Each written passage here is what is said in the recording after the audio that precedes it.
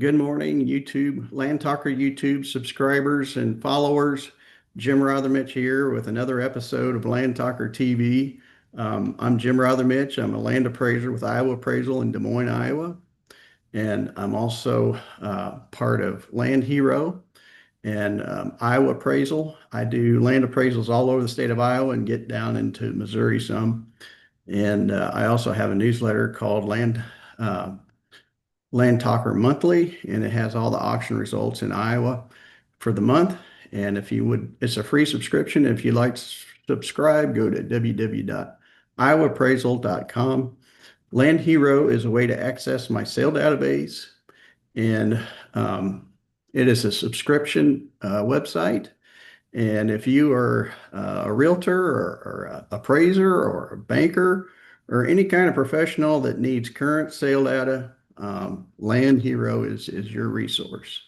And right now we have a lot of farms that are going to auction via one-time sealed bid auction. And if you're wanting to bid on a farm and you need current data in maybe just one county or three counties or a crop district, that's your resource. Go to that and we can help you out with that. So to check out Land Hero, go to www.landhero.us.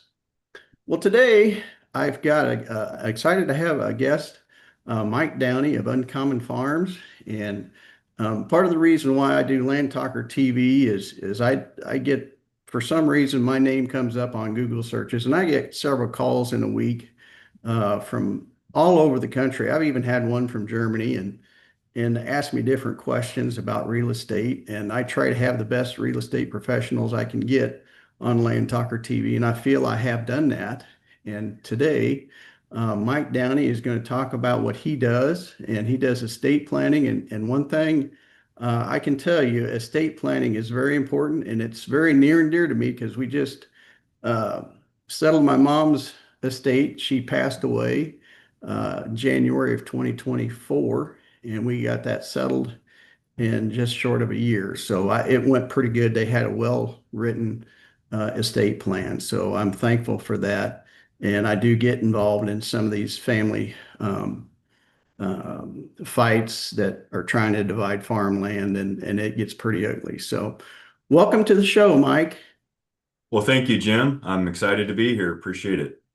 Absolutely. So, Mike, tell me about yourself and do that, and then talk about Uncommon Farms and what you do for them.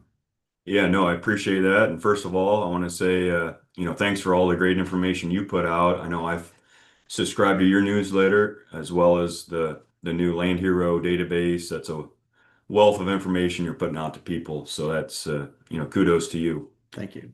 And yeah, ironically, that's what I find myself trying to do more in the succession planning arena. And so I maybe need to take some notes from you on how to better put information out there for folks, just some good info. And but my quick background and story is I grew up on a family farm in West Central Illinois. Did not have the opportunity to go back to my family farm. I still remember back in the late 90s, the price of corn was $1.80 a bushel. Yeah. So our farm was already supporting a couple families, didn't just not enough room to support me. And that led me to Eastern Iowa, where I'm still at today.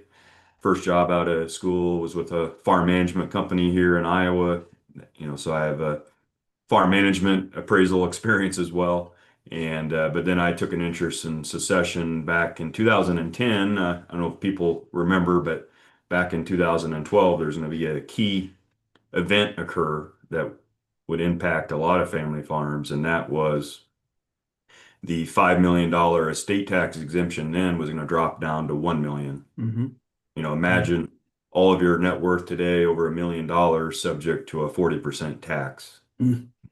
That motivated a lot of people to do estate planning, Right. including my own parents. And that's when I was first exposed to it to a individual here in Iowa that did that, just focused with family farms. I later changed my focus in my career to the same. And, along the way, helped put together a company called Next Gen Ag Advocates, which unique story there is it focuses on non-family succession and transition.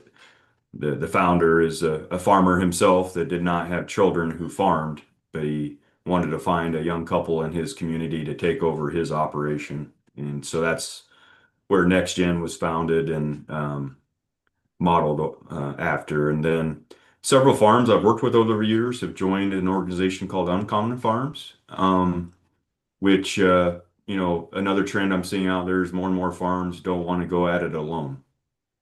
They want to help from outside advisor, consultant to just help them with the whole operation, the business itself. There's so much to manage, multi-million dollar businesses, a lot is at risk, a lot of dollars changing hands. And so anywhere from strategic planning to the financial bookkeeping, staying on top of the numbers and budgets, the human resources component, working with people, employees and all of those rules. The succession piece is what I head out. I joined them about 14 months ago. They have a number of different peer groups. Every farm gets assigned a coach. Every farm gets assigned a financial consultant. So just really helping farms be better at what they do, really working on the business, not just the day-to-day in the business. Yeah, no, good stuff, good stuff. Now, what was the name of the town you grew up in, A Mike? little town called Roseville, Illinois. I actually, a tale of two farms. My dad was a son-in-law. We moved there in the early 80s, but my dad's side of the family farm is actually over by you, Jim, Dallas County. We Yeah. were at the state fair a couple of years getting recognized as one of the 150-year heritage Yeah. farms. Oh, cool, cool. Now, what county is that in over in Illinois? Warren County. Warren County? Okay. And what town do you live in right now, Mike? I'm over here in Lynn County and Mount Vernon. Mount Vernon. Okay. Yep, yep. Good deal. Good deal. Just right out of the gate, talk about your upcoming workshop that you got about succession planning and just can you just kind of talk about that? And I'm gonna share my screen and put that flyer up so Mhm. everybody can see it and know who to contact and where to go, and we'll do that. Sure, yeah, So appreciate that. Yeah, doing a summer workshop series. It's a 1 day workshop, trying to help folks establish their own roadmap to their own farm succession, walking them through a process that we work with farms. And the goal by the end of the day, they walk away with a pretty good start of an action plan for their own farm. And our first one we're doing in July 23rd is right over there in your backyard, Jim, in Des yeah, Moines, downtown. Also doing one down in Amarillo, Texas in August, and we're working on two or three others in different areas. So yeah, excited about that. You can go find out more and register if you have interest at uncommonfarms.com and go look at the succession page. There's a registration link. And I also just got done doing a more of a 45-minute webinar version of what are the common traits of highly successful farms that actually are transitioning with success. And that was well attended, a lot of interest for that. I spent a lot of time on actually talking to a lot of my mentors and peers in the industry, just coming up with this list of the common traits. So that's something that also can be found out there on uncommonfarms.com. yeah, no, that's great. That's great. And like I said, I've got the sale flyer up here. I'll put that up at the end of this podcast. And I see you got Paul Neefer coming. Man, he's great. He is really good to talk to.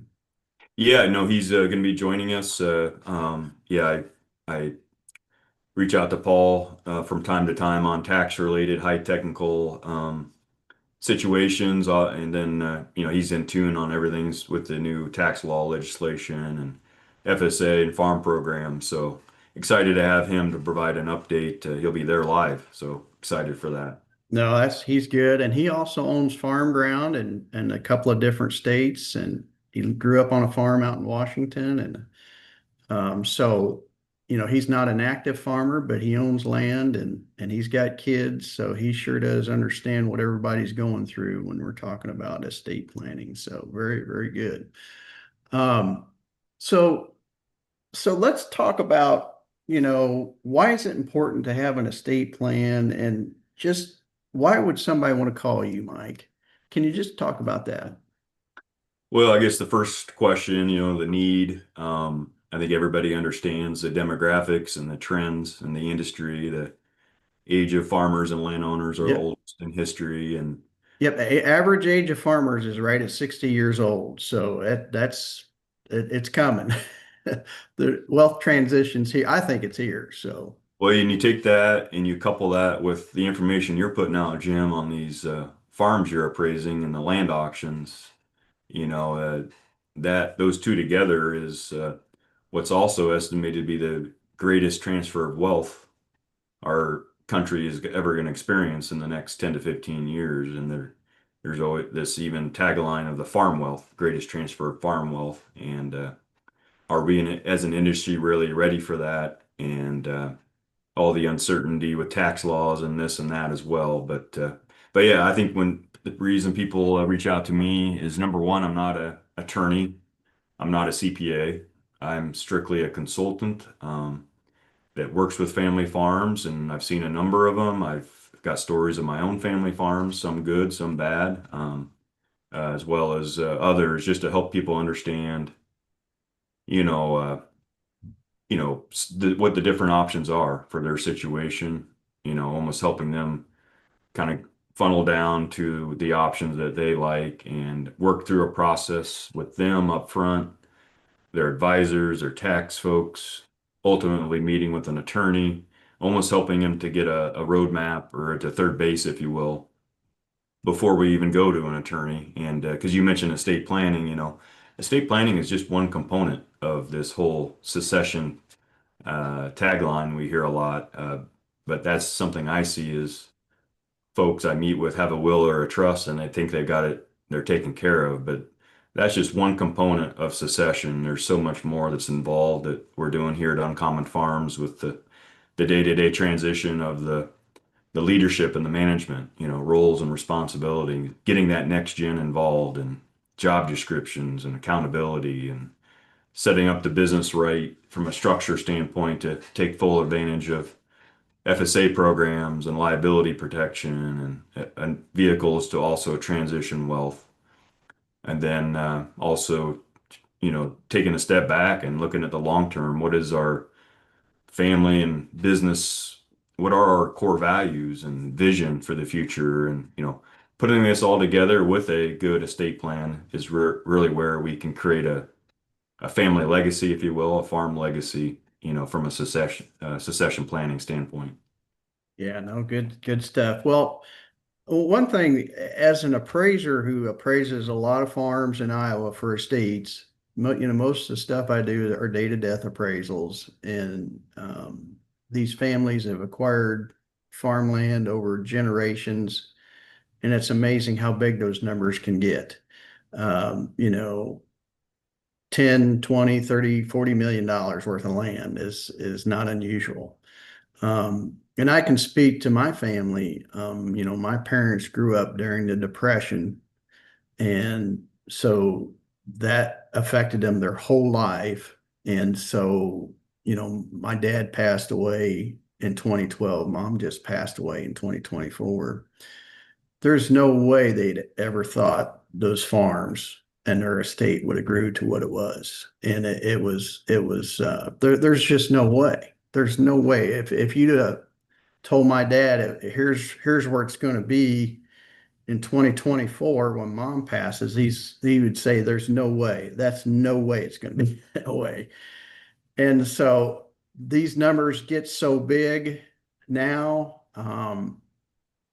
and we've gotten people moved away from the farm. They live all over the country and the world, so they need guidance. It's worth it to pay somebody to guide you through this process. If you don't do it right, it's going to cost you. I've been involved in partition actions where there wasn't a good plan and set in place and dividing farms up. It's hard to do. I can't get it exact. I can get it close, but it won't be exact. And so that's why I think, your job is important to people and they need somebody to go to that'll tell them the truth and guide them through this process because it's a life event. It really is. Yeah, it is. It's an interesting thing. I don't think I've met a farmer yet that hasn't told me they want to see the farm stay in the family and pass down, but it's such a difficult subject to talk about for many of them. And I get it because farming is just a different, just different planning. Because it's, a lot of them don't view it as an occupation that you retire from. It's just more of just a lifelong, it's their purpose in life, their identity and way of, great way to raise a family and everything. So I totally get it, but sometimes the most difficult part is frankly just getting a family to sit down the first time and just actually starting to talk about it. And once we can start talking about it and get some momentum, but that initial step sometimes is the biggest challenge. And understanding all of these things, you just, partition acts and dividing the farm. Can we afford to divide the farm anymore? Like has been done with a lot of farms every generation up to this point. And the numbers I spent a lot of time on, taking, understanding the difference of the appraised value, is it industry? When you think of really the industry, Jim, and our tax laws for transition planning, it really incentivizes families to do nothing, to wait because of, a big word, step up in basis.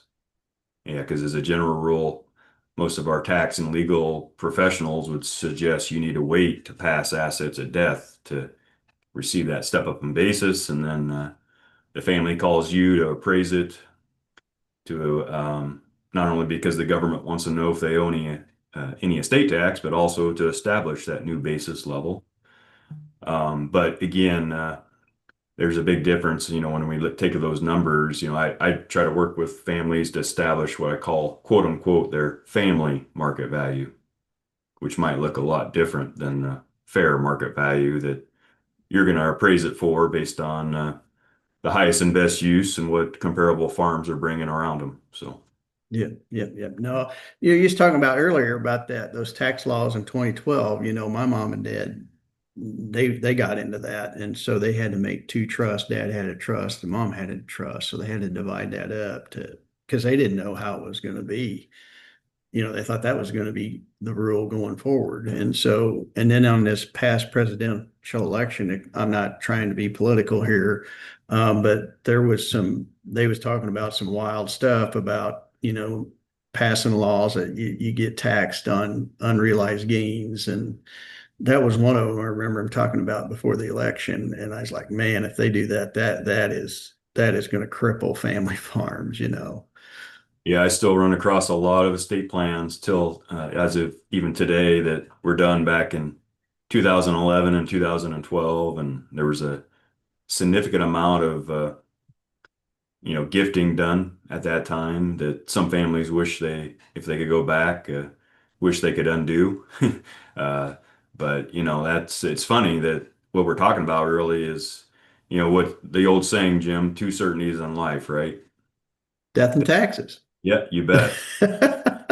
One, one motivates farmers to do their planning a lot more than others, than the other. And I think we just hit on which one that is. So. Yeah, yeah, yeah. Well, everybody hates paying taxes, um, so that's why I think it's important. People need to be able to talk to somebody where they can understand how these tax laws function, understand what that farm is worth. People need to understand how those farm values have just mushroomed since COVID. Man, there has just been a ton of wealth added here for farmland since COVID. And those prices shot up almost 50% in less than 2 years.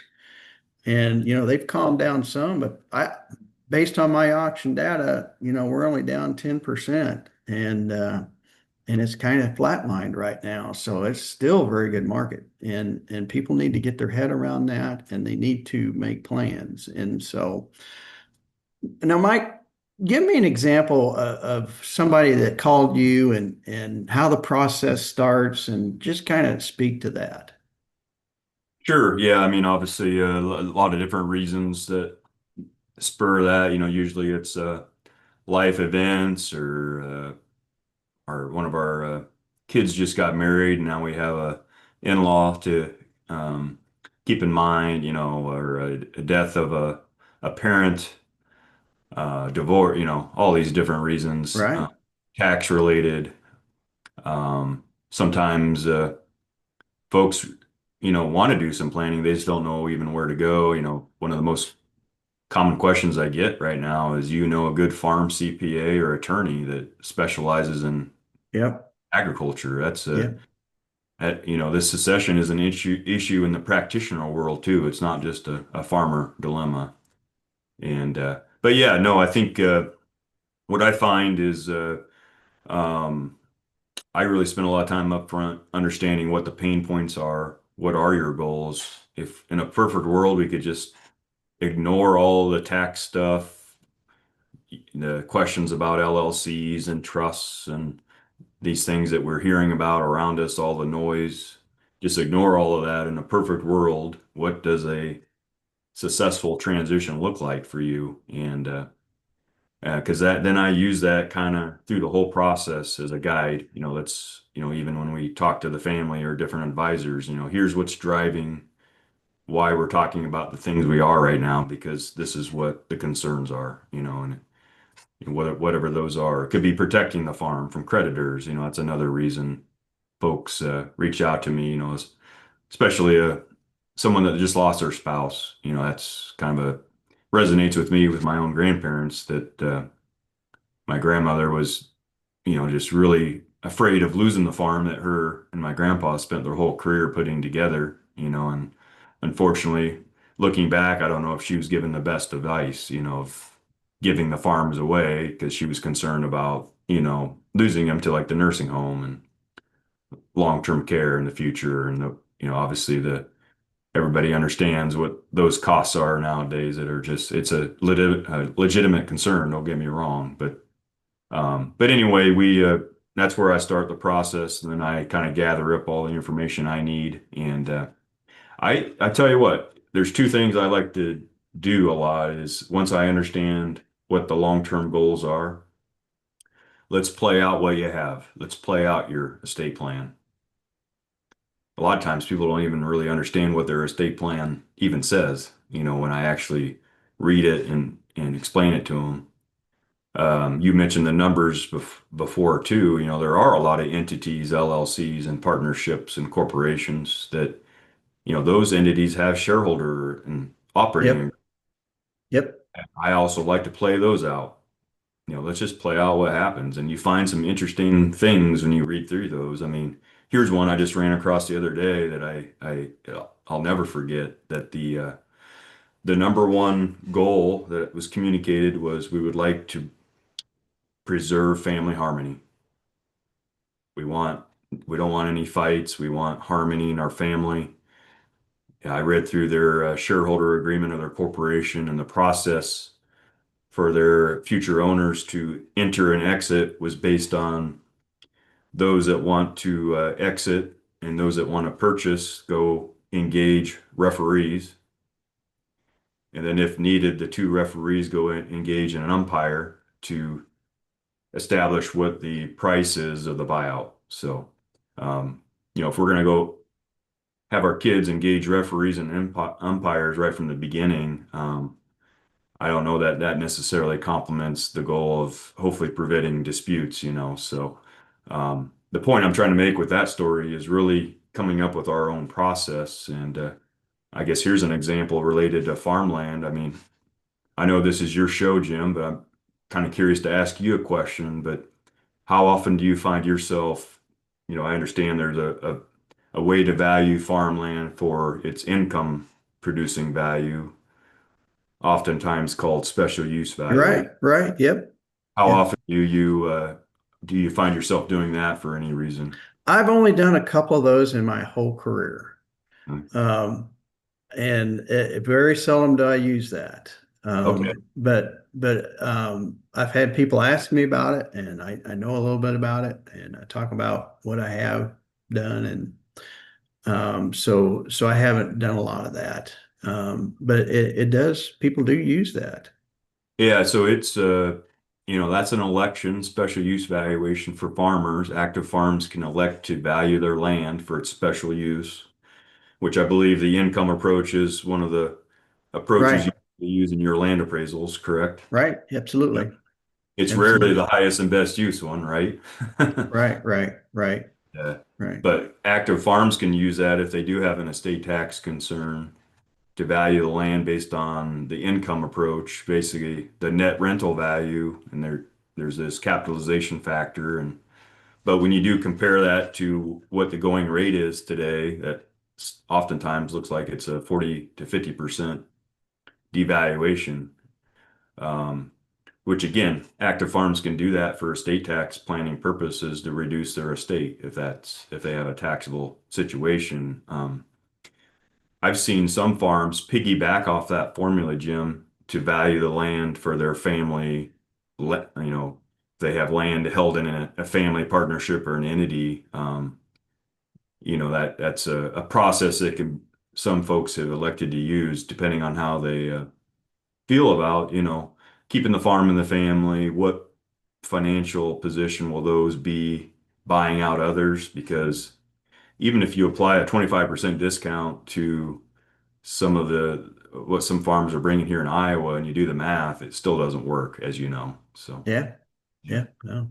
Um, well, one thing, there are a few people I've talked to that think their kids will not fight.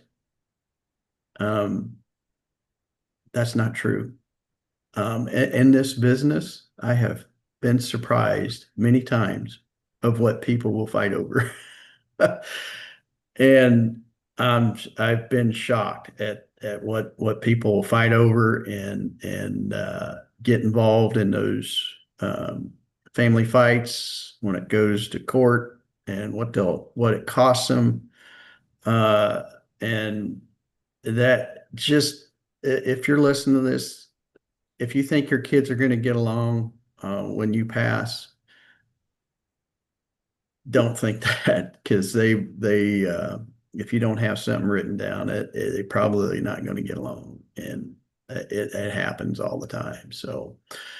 Um, so if somebody calls you, do you have like, do they have to come to your office and have a meeting, or do you have a questionnaire that they fill out? Can you kind of talk to that some, Mike? Sure, yeah. I find myself just I'm old school. I do prefer an in-person meeting if possible, but I'm feel like I'm working with more and more farms across the country now, especially with, Uncommon Farms works with about 100 farms with as the coaching model that I mentioned before across North America, including up into Canada. Um, but so I'm doing more and more of these type of meetings, Jim, with through Zoom or whatever format that is. And but at some point, I always love to meet up, in person if we can. And yes, we do have an onboard, that discovery call I called it is where I just really kind of listen to what the concerns are, the issues, gather up the information I need, obviously, an understanding of what the assets are and valuations and, the people part of it, who's doing what in the operation. And because again, it's just not assets. We're dealing a lot with, the day-to-day roles and responsibilities of, trying to transition the management. And if something happened to a key player in the business, that the whole business doesn't come crumbling down because nobody knows how to do what that individual was doing day to day. So working through that whole process. And yeah, then we just do a full evaluation, Jim, where we kind of recommend the action plan priority, high, medium, and low.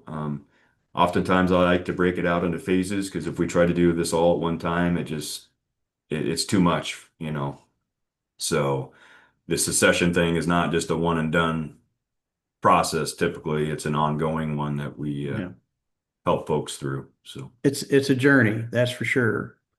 That's for sure. You know, Mike, one thing that I get a lot of calls on is people inherited a farm. I've got your website up here. I'm sharing the screen with that right now. So this is where you go to if you want to contact Mike. But a lot of the calls I get is people inherited a farm and they've had the same tenant for maybe 30, 40 years. And they said, well, Dad negotiated the rent all the time, and now we got to do it. And it hasn't changed for years. And so I'm like, oh my gosh, it's changed drastically over the year, especially since COVID. And so that's part of the reason why I started putting cash rent data in my newsletter. I don't have it in there now, but when cash rents are starting to be negotiated this fall, I'll start adding what I can find of cash rent auctions. And part of the reason why I started doing that is I've been told horror stories of what the rents were on farms. And it was just because there was no good information out there for people to negotiate with. And the tenant definitely had an advantage of negotiations over those new landowners, and they didn't have the same relationship with that tenant as their dad did. You know, their dad was willing to give that, you know, tenant a family deal, but the next owners didn't have that relationship and were willing to wanted more of a market rent. And so that's kind of why I started adding cash rent data in my newsletter. Yeah, So it's and that's an area that I personally find myself conflicted on because at Next Gen we do a lot of matching of young producers with retiring farmers, and so the public auction format, whether it's selling a farm or renting a farm, that provides equal opportunity and access to everyone. Um, so yeah, I understand that and appreciate that, but on the flip side, for the younger generation and even some established operations, I know a pain point is access to capital, and oftentimes to compete with some of those opportunities.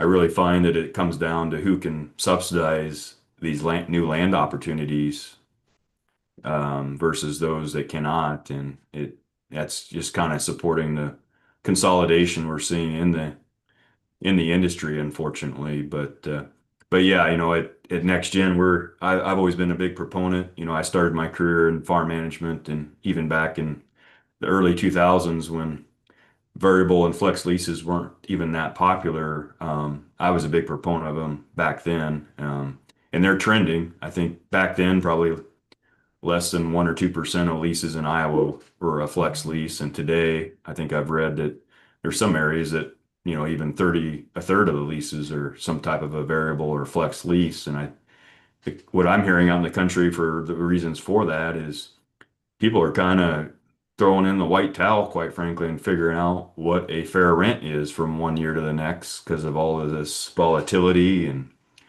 um, everything occurring in the industry. So having a process where everybody can understand that the lease can ebb and flow based on what's occurring with the market in real time, versus a lot of the leases that are negotiated are year to year, and oftentimes there's this lag effect because what we're negotiating now is really based on what just happened, but technically what we're negotiating is next year's lease, not last year's crop. So it things don't always drive for that reason.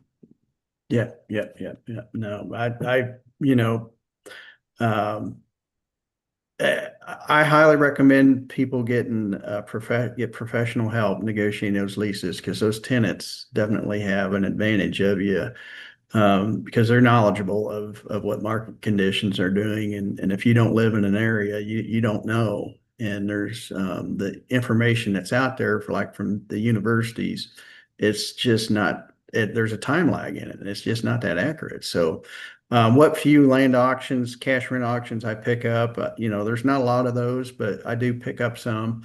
And I put that in my newsletter in the fall and early winter. And so people have something to go off of, and people want to keep it establish relationships with their tenant. I know they understand they don't want to be switching tenants all the time, whoever pays the most. But if you want to know keep that relationship, you don't have to charge, what my cash rent auction results, but you can charge close to it or whatever. It's at least you know where the market is and willing to negotiate, to keep that tenant on that farm. So, Mike, if is there we probably need to be finishing this up. Talk about your upcoming, let's one more time, talk about your upcoming workshop. Um, and then you've got some highlights there. Can you just pick one out of why you think that's important and what somebody would get out of that? You bet. No, yeah, appreciate that. Yeah, this July 23rd we'll be in Des Moines. We'll be down in Amarillo, Texas in August. We got a number of others that were in the pipeline around the Corn Belt and other areas. Hey, Also, Mike, one thing, you cover the whole country, right? And Canada. Is that right? Did I hear that right? yes, we do. Okay. It's not just an Iowa or Illinois thing. You go all over. Yeah, it is Okay. not. That when I was out more of an independent, it was more of an Iowa and Illinois, to be honest. And then COVID came along and the opportunity with Uncommon Farms. And now I find myself having these conversations across the country, and really the same dilemmas, challenges, issues are the same with every farm and family, no matter the location. The only difference is the tax laws from state to state, which with all the access of information we have available to, it's fairly easy to learn those in a quick order. And but yeah, no, the workshop where you just want to take a family through a typical case from start to finish, but also hit the timeout button two or three times during the day to allow them to work and talk about their own situation from what they just saw a case farm that we're walking through now. Work that same situation for your own. And so, again, estate planning will be one component, but we purposely wait till the end of the day to touch on that. We begin the day talking about more long-term visioning, prioritizing what your actual goals are for your farm. Then talking about the best way to structure the farm, the ownership, the entities, governance documents like the buy-sell agreements I mentioned earlier. Mhm. Then the day-to-day leadership, there's a component there of talking through who's doing what. We'll have a panel of other farms that have experienced transition themselves from one generation to the next. I think a lot of farms like to hear from other farms, so we'll have that opportunity. And there'll be a piece on family harmony and communication, and then again we'll have Paul coming in too, Paul Neefer with the estate planning component, and then kind of wrap it all up at the end. So again, if in person isn't exactly your cup of tea, we have virtual formats, a webinar out there. There's a lot of nuggets in the common traits webinar that I did about a month ago. And I feel like I thrive the best, Jim, is one-on-one, having a discovery call just like this over a virtual call with folks just to, and sometimes people just feel more comfortable having that one-on-one than they do in a group setting. So, You bet. You bet. No, that's great. One thing, when you get a bunch of people together at a function like this, if you're going or would like to go, you're going to be around people that might have a similar situation that you have.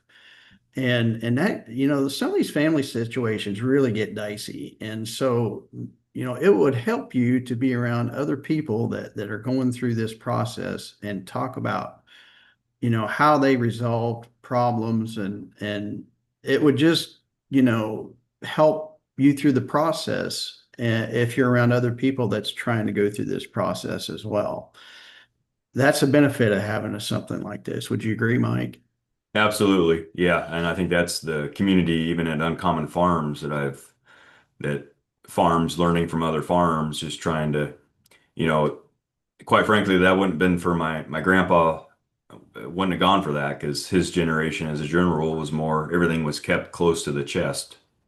Yeah, that's What? right. Well, I Mhm. think those people that raised during the Depression are all like that. I think, keep it tight, and you just can't do that. You've got to be an open book, and work through this. And so how if you want to go to this workshop, how do you sign up? You bet. Uncommonfarms.com. Go at the top and find the succession planning tab, and that'll take you right to the registration and, again, access to other resources and tools we have available.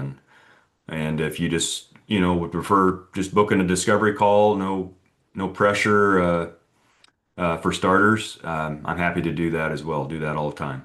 So, Well, that's great. And I think, you got Paul Neefer coming. He's a super professional for this kind of stuff, and you're a great professional.